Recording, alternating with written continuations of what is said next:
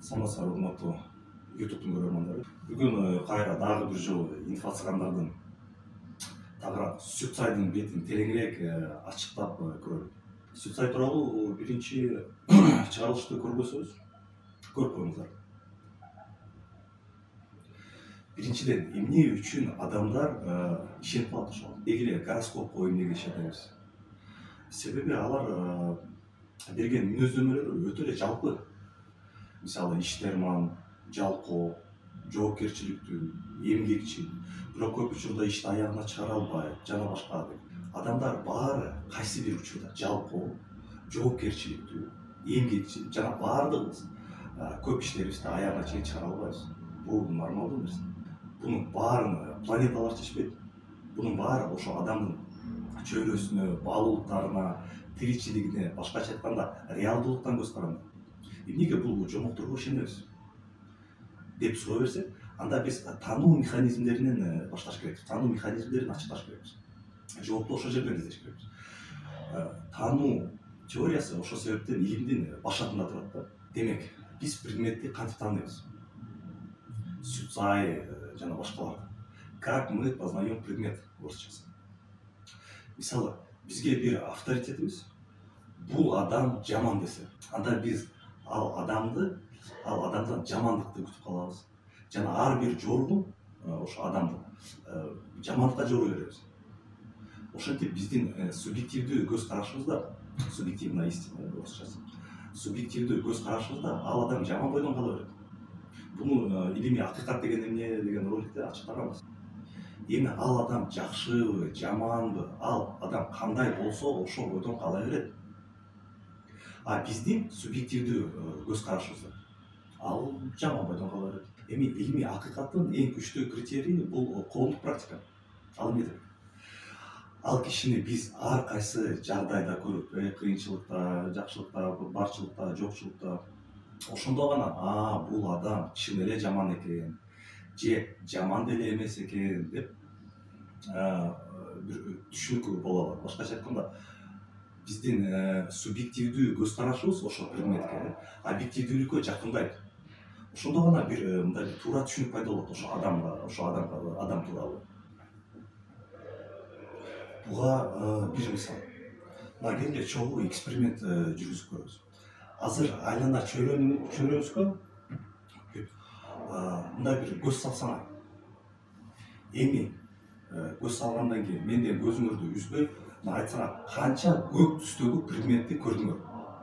Айтып бере аласыңар? Менден көздү үзбөй. Ойлонуңар, эми өзүңүз мындай карап көрсөңөр, канча көк түс бар экен. Эми кайра карап, ошо көк түстөгү канча предмет бар экенин карасаңар, айырмасын байкайсыңар. Биринчи караганыңызда, мисалы, ошо көк түстө 3 предмет деп ойлодуңар. Азыр ойлонгондон кийин дагы карасаңар, 3 эмес 5 болуп калышы мүмкүн. Эми ушу айырманын эсебинен бүт инфо-цыгандар адамдарды алдап келет да, ишендирип. Башкача айтканда, биздин ансезим ошо көк түстү фиксация кылып, анан көз салганда айланага, ошондо көк түстү көбүрөөк байкай баштайт. Бирок өтө өнөмдүү. Ал көк түс айланада көбөйүп кеткен жок. Ал жөн гана сиздин назарыңыз салынган үчүн сиз аны байкадыңыз. Башкача айтканда, көк түстү сиз материализация кылган жоксуз. Жөн гана байкадыңыз. 3 деп ойлодуңуз, анан ойлонгондон кийин караса 5 болуп калды. Көк түс деген фиксация жок болчу биринчи караганда. Экинчи жолу карагандарда көк түс деген фиксация менен карагандарда ошол үчүн 3 эмес 5 экенин байкадым.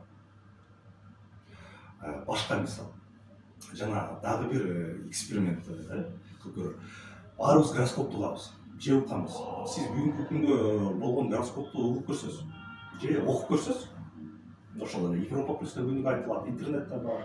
Эми мен айтам, күнүнкү гороскоп баарына бир нерсени эле ар тараптан түрдүү кылып айта берет. Мисалы, близнецы, доверьте своей интуиции, она вас не подведет. Девы, сегодня вы должны быть смелее. Скорпион, Сегодня жизнь уготовила вам приятный сюрприз. Көріп тұрғандай эле бир нерсени ар тараптан сүрөттө. Эми ушуну уккандан кийин сиз эмки жолу гороскопту укканыңызда байкай баштайсыз. Чын эле бир нерсени эле баарына ар кандай кылып айта берет экен деп. Бул ушул агартуунун маңызы да. Башкача айтканда реалдуулукту туура баалоого жол ачат. Таануу теориясы. Азыркы айтылган маселеде ушу визуализация, аффирмация, мысли материальные, анан думая о богатстве и притягивая в свою жизнь благополучие, деньги, анан денежные потоки, анан пусти в свою жизнь богатство, адя деген бүт жомоктун баарынын өзөгү ушу фиксация вниманияда эле жатат да. Дагы бир жолу фиксация внимания, жакшыга ниет кылуу, максаттануу бул сыйкыр эмес. Бул ошол болмушта, башкача айтканда айлана чөйрөдөгү бизге керек нерсени байкоо, ошол мүмкүнчүлүктү көрө билүү. Кандай гана жагдай болсун, ошол проблеманын чечүүсү бар экенине ишенсе, анда ошол чечүүчү жолун көргөнгө көзүбүз, акылыбыз ачык, даяр болот да. Анан жок нерсени визуализация кылып, сен аны жок жерден пайда кыла аласың деген жомок. Ал ошо инфо-цыгандардын наны. Ошондой жомок айтып тиги буратиналарда алдап акча табышат. Вот оно, поле чудес! Вот. Никогда бы не подумал, что поле чудес так похоже на помойку. Главное, вот Здесь, рой ямку. Води деньги. Кати, посыпь землей, посади хорошенько. Водичкой. И иди спокойно спать. Да, иди спать. Вот посыпь и иди. А вы все-таки отойдите подальше, а? Боже мой, да мне и смотреть неинтересно, куда ты положишь свои Да мне интересно смотреть, куда ты свои деньги. Куда ты свои деньги кладешь? Неинтересно, кому это интересно смотреть, куда сейчас деньги кладешь. Интересно. И все, вот тут, да, а мне интересно. Главное, не забудь сказать крекс, фекс, пэкс. Да, это главное. Эми адашуунун башка процесси. Орусча выборка да. Ал эми мисалы Сүтсайда 6 деген бул Кудайдын жакшы көргөн иши жеңил чыгат. Анан Венера сүйүү. Ушу математика да. Эми биз 6 деген ким бар, таанышыман, туугандарымдан деп ойлонуп издей баштайбыз. Баягы текшерейин дейбиз да. Анан 1-2 адам кандайдыр бир жакын болуп калса, ошо мүнөздөмө, анда биз чын эле туура экен ушу Сүтсай. Көбү туура чыкты деп калабыз. Бул биздин өзүбүздүн сезимтал выборкабыз. Илимий выборка кыла албайбыз да. Илимий выборка десек, анда ошо 6 деген адамдарды, Сүтсай боюнча 6 деген адамдарды ар кайсы тараптан жок дегенде 100-ün алып келип, ошо 100 адам канчасы чын эле ошо мүнөздөмө дал келет, канчасы дал келбейтин бүт териштирип чыгат. Ошондо көрүнүп эле калат, канчасы дал келет жана канчасы дал келбейт. Ошо илимий выборкага чыдайбы, илимий критерийге чыдайбы, чыдабайбы, мындай дароо эле көрүнүп калат. Көбүнө тиги медицина айтпайт да, дары чыгарган астында, мен ушул дары менин көп тааныштарыма жардам берди. Анда келгенде завод ачабыз да дүйнө жүзүндө сата баштайбыз дейт да. Клиническое обследование, клиническое исследование ушул баары илимий выборка эсебинен жүрөт. Биз өзүбүз такай беребиз да, мисалы 6 деген санды, чын эле менин балам мыкты деп өзүбүздү алдап алабыз да. Мисалы авторлукта перекуптар акча табат, бирок баарыбыз билебиз. Себеби аларга унаанын жакшы, жаман, жагат, жакпайт дегени жок.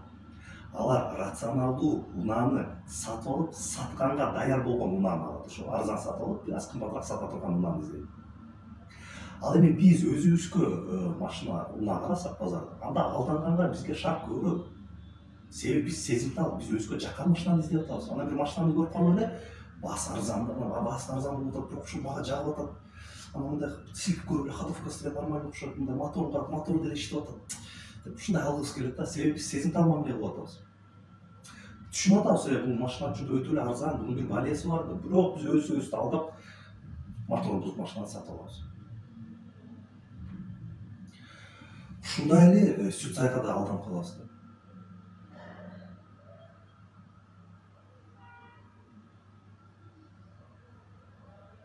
Эми башка тарап. Эмнеге сүт сайга кызыгабыз? Себеби жашоо оор. Бүгүн бардык адамдар кыржалат болуп жашайт. Жаткан ишти кыламбы, өзүмдү баягы инсандык потенциалымды ачып, өзүмдү адам сезип, же акча үчүн жакпаган деле бир ишти кылышым керекпи депчи. Бүт баалуулуктун баары акчага такалган. Бактылуулук акчанын аркасы менен келген сымал да. Бул деги эле баягы капиталисттик доордун проблемасы жалпы. Эми ушундай оор акыбалда биз баарыбыз бир туура жолду, ыкманы эңсеп турабыз да. Анан албетте ошол үчүн ар кандай инфасыгандар жыргатам, менин курсума кел десе ошого алданып ишенип калабыз да. Бул нормалдуу акыбал. Элде күнөө жок. Бул айтып жаткан ар сезимдин адашуу процесстери психология илиминде, ошол таануу теориясында эбак эле ачыкталып, далилденип чыккан. Мисалы астрология бир да илимий текшерүүдөн, илимий критерийден өткөн эмес. Өзүңөр деле интернеттен почему астрология не работает деп жазып көрсөңөр, толгой маалымат далили менен чыкты. Эми сүт сайдын негиздөөчүсү улуу урматтуу Жанат Кожожаров карап көрөлү. Интернетте окусак тим эле окумуш, өзүнчө эле далайлама. Окумуш. Философия, психология, цигун, профессор дейт, доктор дейт, анан тибетские учения дейт. Кыскасы супермен. Адамзат мындай акылман, мындай даанышман адамды көрө элек окшойт да. И как это можете дать разъяснение, что касательно работы изменения своего ума, ну, чтобы ребята просто поняли. То есть, как им это понимать? Прямой эфирге туруп ичкиликти ичип коет. Просвещенный адам, окумуш. Ааламдын сырларын билген адам. Отырып прямой эфирден ичип коет экен. И как это им начать делать в повседневной жизни? То есть, ну, смотри, работа ума, это же «я хочу». Да. Наш ум говорит «я хочу». Работа ума «я хочу» дейт. Акыл эсти ойлонуу процесстерин изилдеген илим бар, философия деген. Биздин адамдын чөйрөгө болгон реакциясын изилдеген илим бар, каалоо болобу, коркуу болобу, аны психология дейт. Бул каалоону ойлонуу деп атат. Укмуш, ушундай адам кандай жашаштын, анан эмне кылышты айтып берчү адам ушул экен да. Мындай адамды любой айылга барсак, ушундай эле кейип ишиген, ушундай эле бир комоктун жанынан отуруп, бир чуток алып сүйлөшсө, мындай адам любой айылда бар. Вот теперь ты мне скажи, есть ли в уме программа, которая называется «Я понимаю»? Нет. Нет. Поэтому планеты управляют невеждами, каждый человек говорит... На месте. Да, так и есть, это же... То есть сейчас мы там говорим о задаче, кто-то сейчас, вот я был недавно в классе, сегодня даже был в клубе или когда? Недавно, то есть вот мы уже выполняем задачу и так далее. Ребята, выполнение задачи это вообще там отдельный... Акылман, профессор Оксфорд, түшүндүргөн ушу дуляны көрсөтөт, отуруп алып ичет.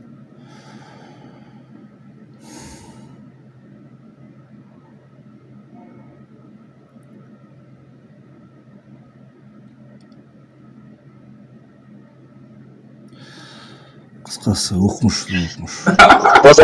Задачу хрен выполнить. Не понимая ее, невозможно выполнить задачу. Сүт илими аркылуу империялар кармалып келген экен. Окумуш. Демек, тарых, экономика, социология, культурология, коомтануу илипоздор жөн эле убактысын текке кетирген адамдар экен да.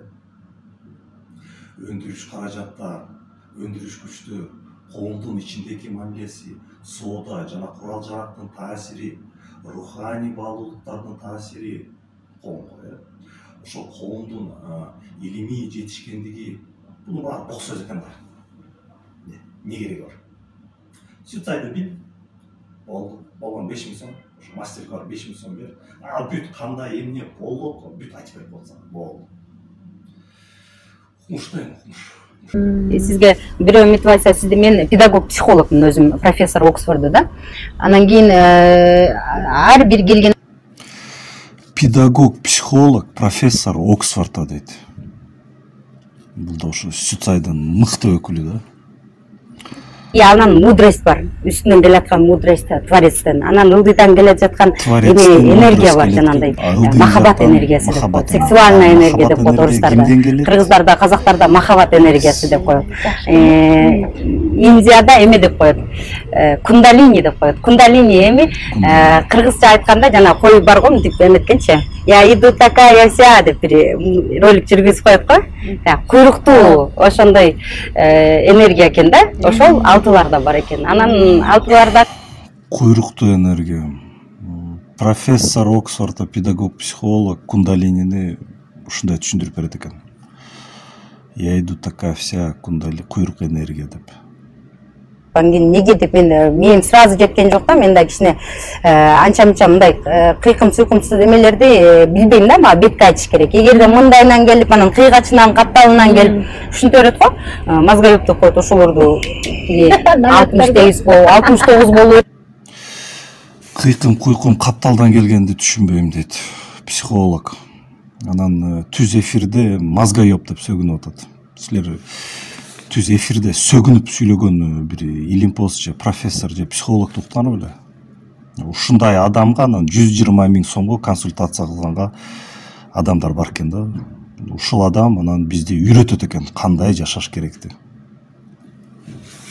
Укмуш. Встаньте все с месситры. Вы как ощущаете? Ты страдаешь от несправедливости, когда я тебя за задницу позавчера держал. А? У меня был шок. Да. У меня был шок дейт. Үнү боюнча жаш кыз. Жаш кызды жан башынан кармаптыр. Тиги кыз айтып атат, у меня был шок деп атат. Ушул адам илимпоз экен да. Шок от того, что ты страдал, что это несправедливо. Верно? Вот видишь? Вот эти уже радуются. Вот она уже радуется.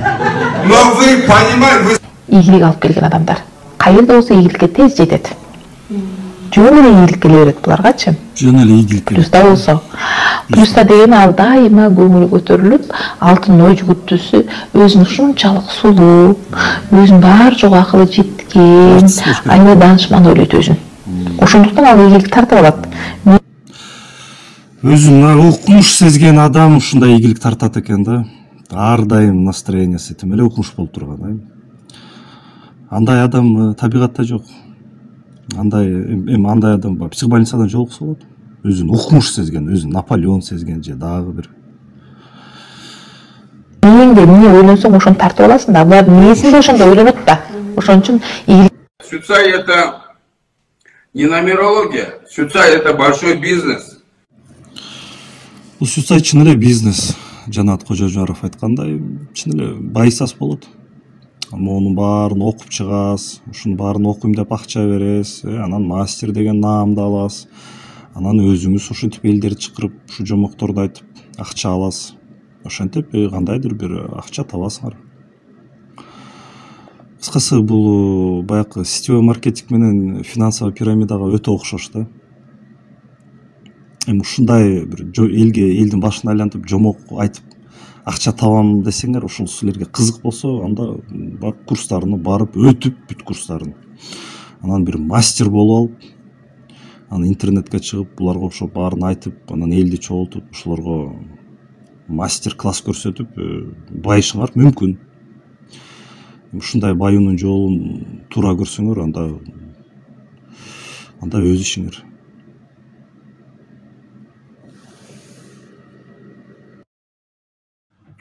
Бул айымдардын көбү убагында сетевой маркетингде иштегендер да. Ошондо тапталып сүйлөгөндө эч тартынышпайт. Нормалдуу адам андай жомокту айтканда уялат да. А булар смело. Техника продаж, уверенность принесет вам продажи, уверенность и убежденность в уникальности вашего продукта, вот залог вашего успеха деген салаттарды түшүндүр. Мисалы, эч кимсе мен менен жолукпайт. Нормальный адам жолугуп сиз бизди жамандап жатасыз, өзүңүз эчтекени түшүнбөй туруп, анан бизди эмнеге жамандап атасыз, келгиле мындай жолугуп мен сизге түшүндүрүп берейин, бир дебат кылып дейт эле да. Булар айтпайт. Себеби инфо-сагандардын баарынын бир эрежеси бар. Бизнеске doğru кетпеш үчүн критиктер менен жолукпаш керек. Себеби алар негативдүү энергия алып келишет деп коет да. Мындай ар тараптан оюн позициясын бир аянтчага коюп, бир конструктивдүү талкуулоонун эсебинен бир тыянак чыгарып, илимий таануунун усулдарына салып, бир тыянак чыгарып көрөлүү деген жок да. Зачем? Уверенно сүйлөп, ошондо уверенно акча келет. Болду. Биз эл катары илимди тааный албай жатсак, бул инфо-сагандар окуш кетер, илимден бизди алыстатып жатат. Бул инфо-сагандар эгер элден акча чогултпай, бул илимди элестен, бул жанагы духовный практика, эзотерика деп өзүнчө сүйлөшө беришсе, анда мен эч дебей элем. Бирок андай эмес да, булар элден акча чогултат. Булар тууралуу жок, бул илим деп атышат. Илим деген эмне экенин түшүнүшпөйт да, анан тууралуу бул илим дешет. Эмнеге илимди билүүгө мажбурбуз? Себеби нак илимдин гана коомго практикалык пайдасы бар. Тонкая энергия эмес, Венера планетасы жана бир сандар эмес, квант эмес. Нак илим керек. Ошондо биз өнүккөн бекем коом кура алабыз. А я иду такая вся, в Дольче Габбана, я иду такая вся, на сердце